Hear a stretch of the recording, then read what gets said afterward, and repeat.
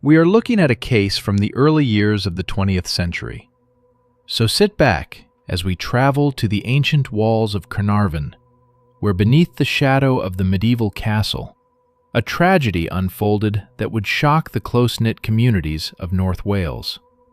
When Mary Catherine Evans was born in 1875 in Penrhyn, a town dominated by the vast slate quarries that scarred the landscape of Gwynedd, she was the daughter of Mr. John Evans, who worked as a quarryman, and his wife, Catherine.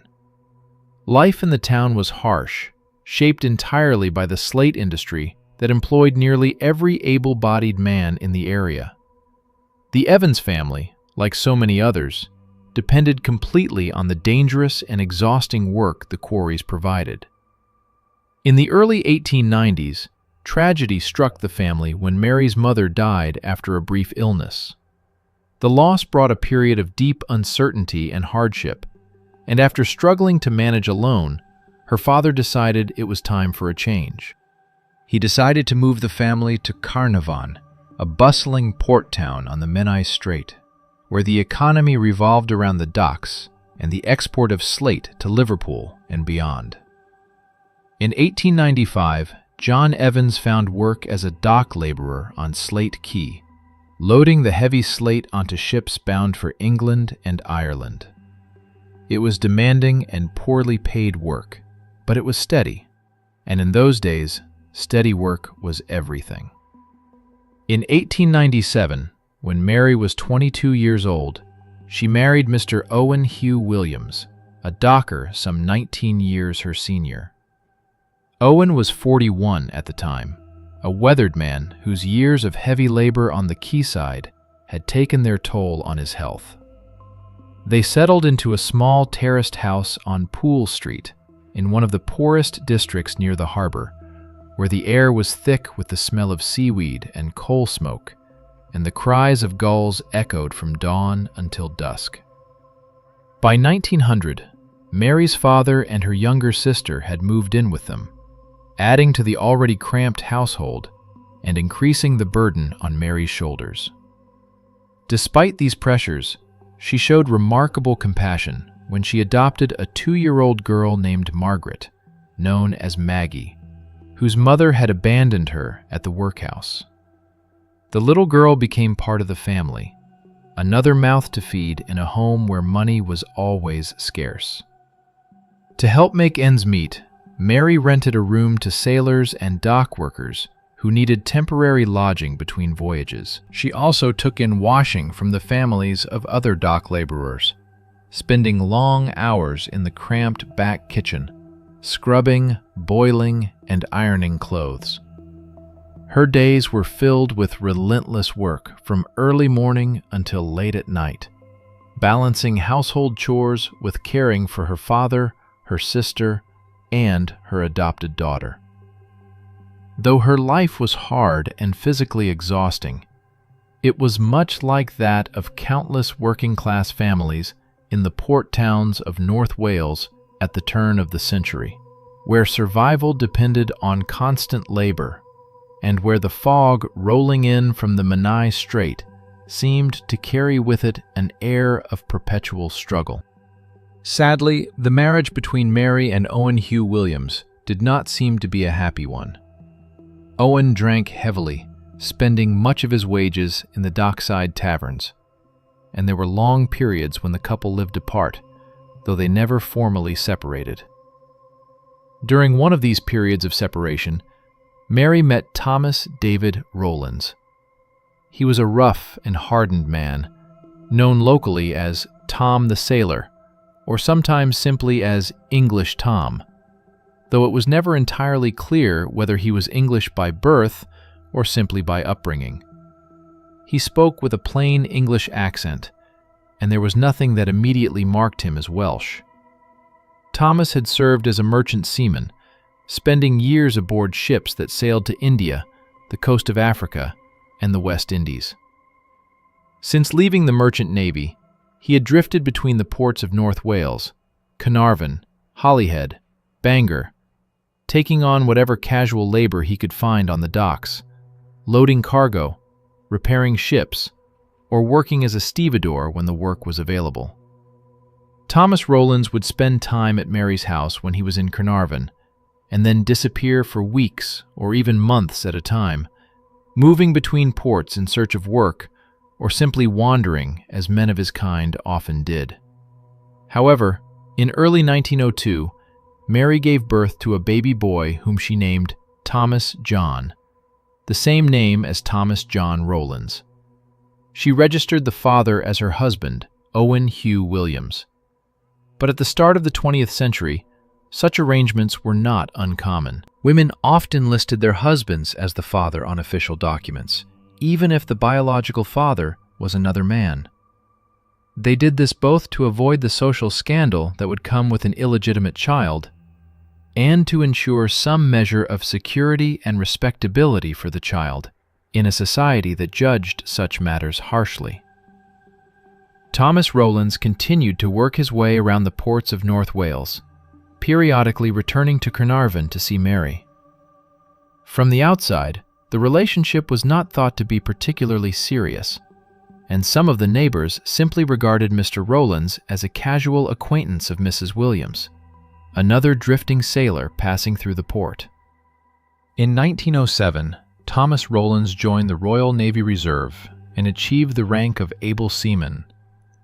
Although not permanent employment, it gave him extra income and a small measure of status, which helped as he continued to drift from one dockside job to another. Mary's husband, Owen Hugh Williams, had by this time separated from her permanently and was living elsewhere in the town. Mary had been left to manage the home and care for her young children largely on her own. She moved to a lodging house on Poolside, a notoriously poor area near the harbor, known for its narrow alleyways, crumbling buildings, and the rough characters who frequented its taverns. But she would often return to stay with her father, who by now lived back in Penryn, a town about 20 miles from Carnarvon. She worked as a street hawker, which was a person who traveled to the market square near the castle and to neighboring villages, selling small goods, fish from the morning catch, ribbons, needles, soap, whatever she could carry. She moved from door to door and set up at local markets, earning a modest income while trying to keep her household together. It was hard, uncertain work, but quite typical of many women in the port towns of North Wales at the time. As Christmas approached in 1909, Mary was living with her children in a lodging house on Poolside, which was kept by a woman named Mrs. Ann Hughes.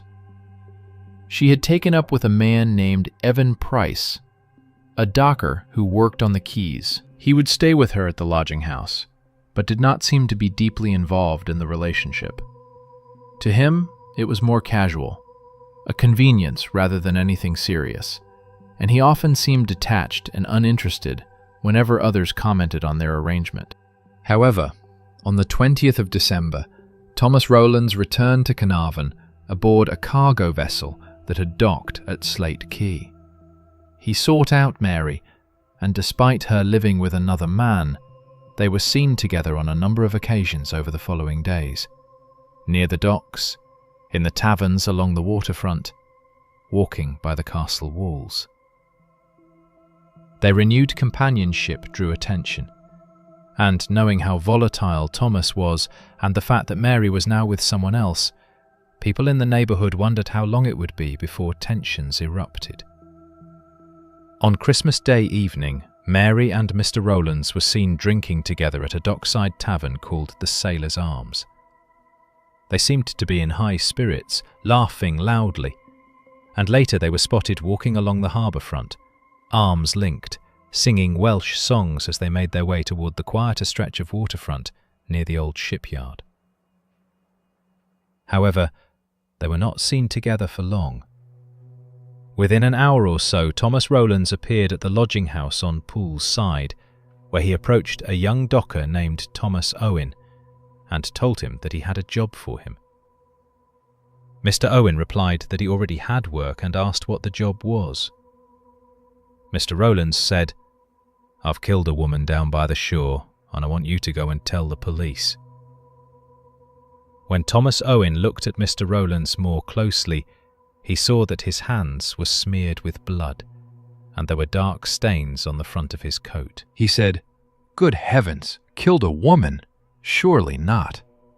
But Thomas Rowlands insisted, in a calm and measured voice, that he was telling the truth. At Mr. Rowlands' urging, Thomas Owen accompanied him through the darkening streets toward the waterfront.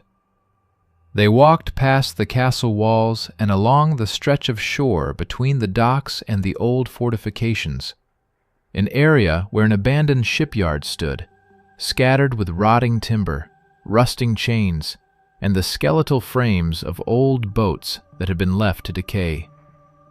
The ground was uneven, covered with piles of slate rubble and large boulders that had been brought in years earlier to reinforce the shoreline. There, between two large moss-covered boulders near the water's edge, Thomas Owen saw the body of a woman lying face down. The tide was beginning to come in, and the water was already lapping at her feet. He stood for a moment in shock, staring at the lifeless form, then looked briefly at Mr. Rowlands before turning and running back along the shore toward the town. He ran breathlessly through the narrow lanes of Poolside, telling neighbors what he had just seen, and then continued on to the police station at Castle Square to raise the alarm. Thomas Rowlands made no attempt to flee. Instead, he walked calmly back along hole-in-the-wall street, moving through the dim, fog-shrouded lanes as though nothing had happened. When Police Constable David Roberts approached him near the castle entrance, Mr. Rowlands stated clearly and without hesitation that he had murdered Mary Catherine Williams. He showed no sign of panic or distress, and after repeating his confession, he was taken into custody without resistance. The officers who spoke with him were struck by how calmly he delivered his words, as though he were reporting an ordinary incident. The seriousness of what he had said was clear to everyone present. At 10:30 that evening, the police went to the stretch of shore between the docks and the castle walls. Although darkness had fallen, and the thick fog was rolling in from the Menai Strait, Inspector William Hughes could clearly see the body of a woman lying among the boulders. The tide was rising steadily, and there was real concern that if they did not act quickly, the incoming water would wash away any evidence that remained at the scene. The combination of the fog, the advancing tide, and the growing crowd of onlookers who had gathered along the harbor front meant that much of the surrounding area had already been disturbed. Footprints had been trampled, and any traces of blood near the water's edge were being steadily erased by the waves. Inspector Hughes noted that the woman was clearly dead, but her body was not yet stiff. He arranged for it to be carefully moved and transported to the mortuary adjacent to Carnarvon Prison, while a full investigation began immediately. The police spoke to local residents, many of whom knew both Mr. Rowlands and Mrs. Williams. Several described him as a brutish man who drank heavily and had previously been violent toward her. They said that he was extremely jealous and had been enraged when he learned that she had taken up with another man.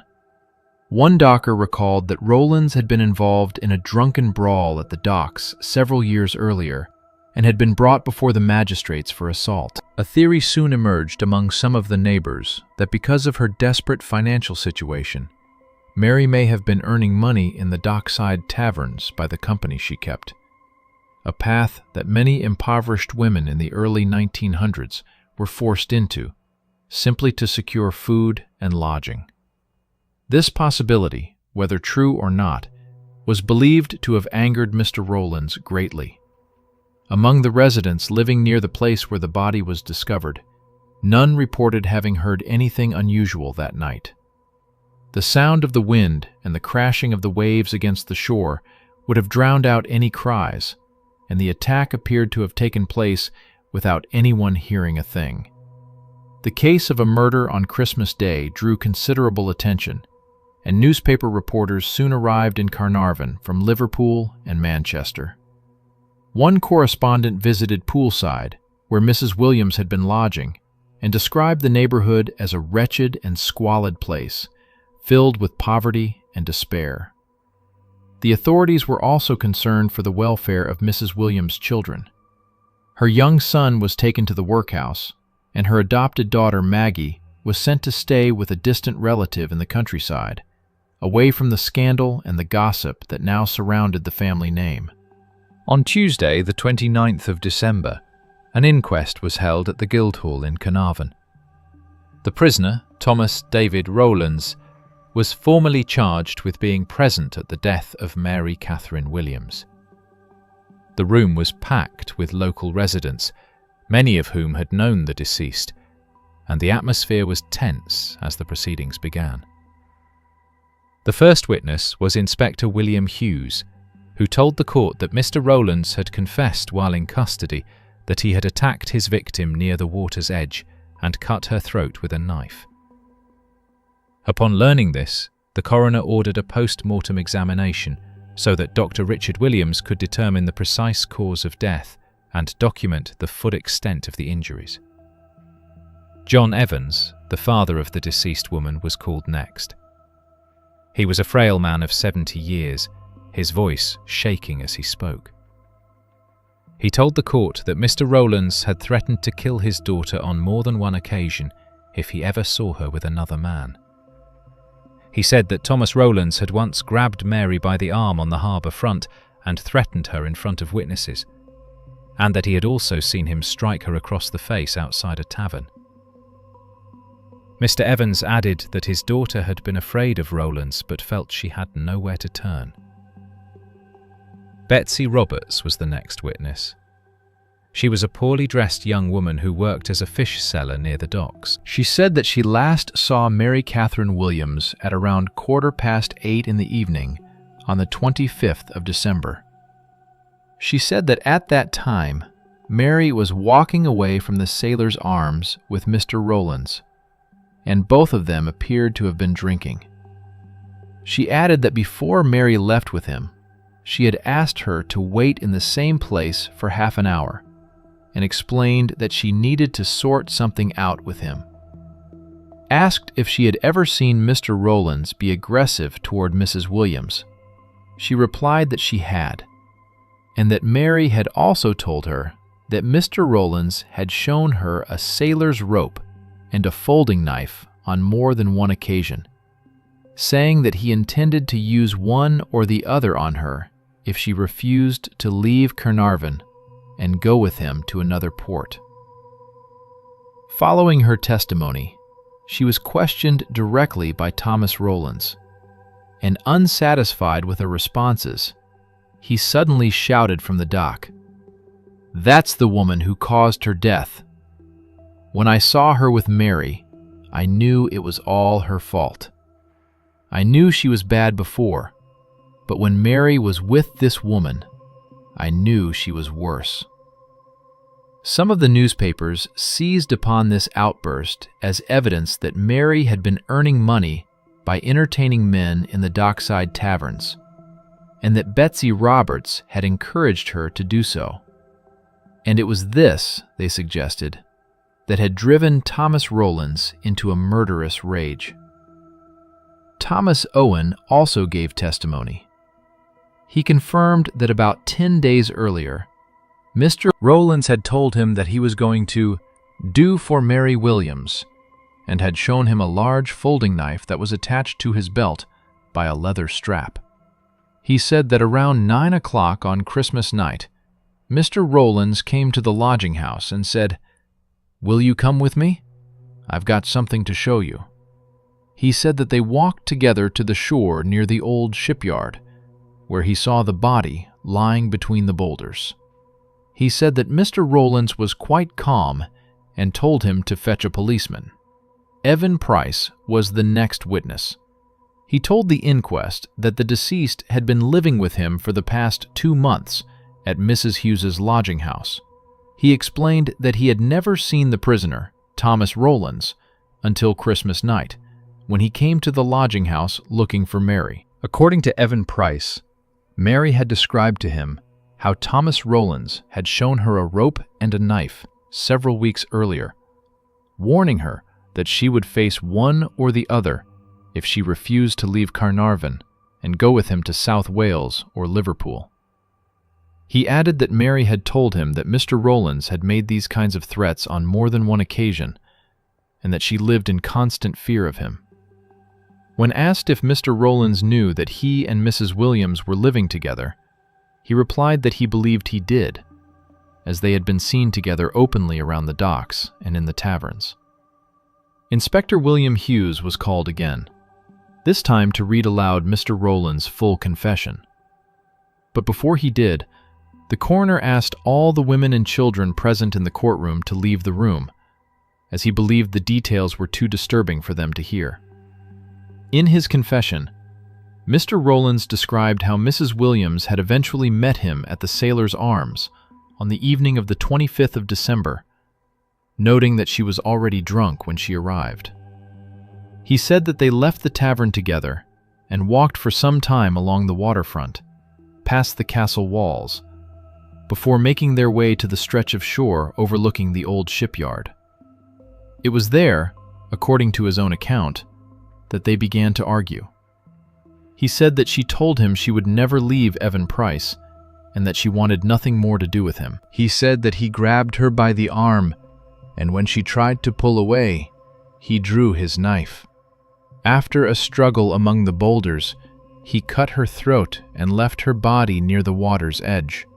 During the proceedings, one of the jurors inquired whether Mr. Rowlands' mental state, particularly given his years at sea and his heavy drinking, could have influenced his actions. However, the coroner explained that such considerations were beyond the scope of the coroner's court, and therefore could not be taken into account in their deliberations. He said that questions of insanity would need to be addressed, if at all, at the trial itself. Before the jury reached a verdict, Inspector Hughes asked permission to mention the situation of the deceased woman's father. He explained that Mr. John Evans was 70 years old and was living in extreme poverty. He said that on Christmas Day, the old man had nothing but dry bread to eat, and he had now come to Carnarvon with no money for food or lodging. He also had a child placed temporarily in his care, and he feared that applying for parish relief might disqualify him from receiving his old age pension. Inspector Hughes added that Mr. Evans was a former soldier, having enlisted in 1867 and served in the Crimean campaign before being sent home unfit for further service after years of hardship. Following this, the jury made a collection for the benefit of the deceased woman's father. Several shillings were gathered from those present in the courtroom, a small but significant gesture of sympathy. Altogether, the proceedings lasted just over 3 hours, and at the conclusion of the inquest, the jury found Thomas David Rowlands responsible for the death of Mary Catherine Williams. He was remanded in custody to await trial for the crime of murder. The following day, Wednesday, the 30th of December, Mary Catherine Williams was buried at Llanbeblig Church, on the outskirts of Carnarvon. Only a handful of mourners attended. The trial began on the 2nd of February, 1910, at the Assizes Court in Carnarvon, presiding over which was Justice Darling. The courtroom was filled to capacity, with standing room only at the back, as the people of the town had followed the case closely since Christmas Day. Even though Thomas Rowlands had confessed to the crime and given a comprehensive statement on how he committed it, when the judge asked him how he pleaded, he replied clearly, "Not guilty." The prosecution was represented by Mr. Ellis Griffith, K.C., a formidable barrister known for his thorough preparation and commanding presence in court. The defense was represented by Mr. Artemus Jones, an experienced advocate who had taken on the case despite its apparent hopelessness. Although much of the evidence came from the same witnesses who had appeared at the inquest, the court heard more detailed testimony from them, most notably from Dr. Richard Williams, who had conducted the post-mortem examination at the mortuary adjacent to Carnarvon Prison. Dr. Williams gave a careful and methodical account of the injuries he had found. He explained that the deceased had suffered a deep and violent cut across the throat, which had severed the major blood vessels and caused rapid and massive blood loss. He described additional defensive wounds on the victim's hands and arms, suggesting that she had tried to protect herself during the attack. He also noted bruising on her shoulders and neck, consistent with being forcibly held down. His evidence reinforced the seriousness and brutality of the attack, leaving little doubt as to how violently the deceased had been assaulted. The trial lasted for 1 day, and when the evidence had been heard, Mr. Ellis Griffith, for the prosecution, said only a few words to the jury. He stated simply that the facts spoke for themselves. The prisoner had confessed, witnesses had corroborated the events leading up to the murder, and the medical evidence confirmed the cause of death. There was, he said, little more that needed to be said. Mr. Artemus Jones, speaking for the defense, gave a more considered and impassioned appeal on the prisoner's behalf. He said that it had been suggested by the prosecution that the prisoner had come to the town specifically to find the woman, and having discovered her with another man, had murdered her out of revenge. However, he argued that if the prisoner had truly planned revenge, he would not have waited until Christmas Day to carry it out. He would have acted immediately upon his arrival on the 20th of December, showing clear intention from the moment he stepped off the ship. Mr. Jones claimed that the prisoner had never actually intended to harm the woman, but was driven by a sudden and uncontrollable impulse, a storm of emotion brought on by years at sea, heavy drinking, and the shock of seeing the woman he believed to be his own living openly with another man. He said that this impulse rendered the prisoner unable to govern his actions, and that it was while he was in this deeply disturbed state that he committed the act. He invited the jury to consider the prisoner's behavior immediately after the crime, pointing out that the first thing a sane and rational person would do after committing such a terrible act would be to try and conceal it, to hide the body, to flee the town, to create an alibi. But the prisoner's actions, he said, were not those of a rational man. He had walked calmly to a lodging house, confessed openly to a stranger, led him to the body, and then surrendered himself to the police without hesitation. This, Mr. Jones argued, was not the behavior of a man in full possession of his faculties. It was the behavior of someone who was acting as though he were insane. After a brief pause, he said that if the prisoner was in such a disturbed state of mind that he could not tell the difference between right and wrong, then he could not be held fully responsible for his actions in that moment. And if that were the case, the correct verdict would be that he committed the act, but was insane at the time. When Justice Darling summed up the case for the jury, he reminded them that although there had been no formal medical evidence presented regarding the prisoner's sanity, they were still entitled to consider the man's behavior and the nature of the crime. If those circumstances led them to believe that he was insane at the time of the killing, they were free to say so. However, he said, they must examine the matter very carefully and not allow sympathy or emotion to cloud their judgment.